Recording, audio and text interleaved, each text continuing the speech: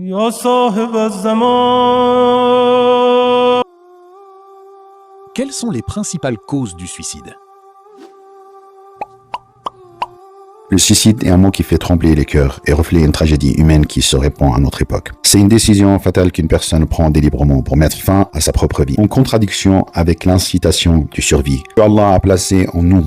C'est une fuite amère face aux souffrances de la vie, un abandon au désespoir après que le diable ait pris le contrôle de l'esprit et ait fait croire que la mort est la seule issue. Le suicide n'est pas seulement un acte physique, c'est un phénomène complexe avec des dimensions psychologiques et religieuses profondes. Psychologiquement, il montre une incapacité à faire face aux difficultés et une fragilité intérieure. Sur le plan religieux, il naît d'une mauvaise imagination de la relation avec Allah, où la personne pense du mal de son Seigneur et désespère de sa miséricorde, oublie que Allah il est avec les patients et après la difficulté vient la facilité. Les causes du suicide sont nombreuses et s'entremêlent. Le manque du foi et les troubles psychiques, comme la dépression, l'angoissité, problèmes économiques, la drogue, les comparaisons sociales et un vide essentiel, dépression familiale ou scolaire et une influence médiatique. L'islam est très clair, les savants s'accordent à dire que le suicide est un péché majeur, interdit formellement, car c'est une agression contre la vie que Allah a rendue sacrée. Le Coran dit « Ne tuez pas la vie que Allah a rendue sacrée, sauf en toute justice ». Et le prophète avertit sévèrement celui qui se tue délibérément serait en enfer.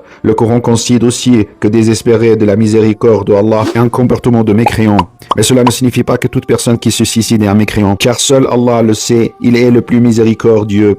La prévention et le traitement, il faut agir ensemble, renforcer les liens avec Allah, multiplier les prières, consulter des religieux et des psychologues, et choisir de bons amis, lutter contre la drogue et équilibrer la vie familiale, et occuper son temps à prendre la patience et la confiance en soi. Enfin, un message à toute âme accomplie. Rappelle-toi que Allah te connaît mieux que toi-même, et qu'il est le plus compatissant. Il a promis qu'après la difficulté viendrait la facilité. Et Dieu n'impose à personne plus qu'elle ne peut le porter. Aie confiance en lui, sans sa présence, et ton corps trouve la paix. Allah n'abandonnerait jamais celui qui l'appelle. Ne désespère pas. Le secours de Allah est proche, et la vie est un dépôt sacré à protéger. Renforce ton lien avec ton imam de temps, et suis l'exemple de Muhammadin wa Ali Muhammad. اللهم صل على محمد وآل محمد